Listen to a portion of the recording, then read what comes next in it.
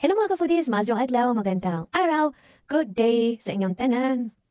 For today's video is magluluto tayo ng pork steak at yung sikreto kung paano siya lutuin para mas umami at mas masarap siya.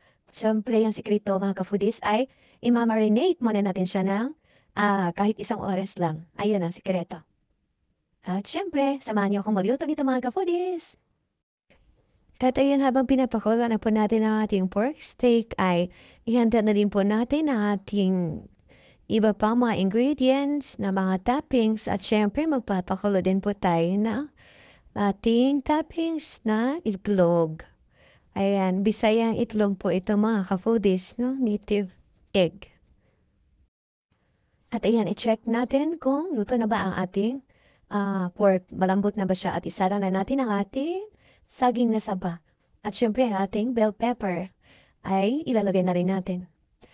At ayan, subukan yung lutuin ito mga ka-foodie. Sigurado akong magugustuhan ito na inyong mga anak.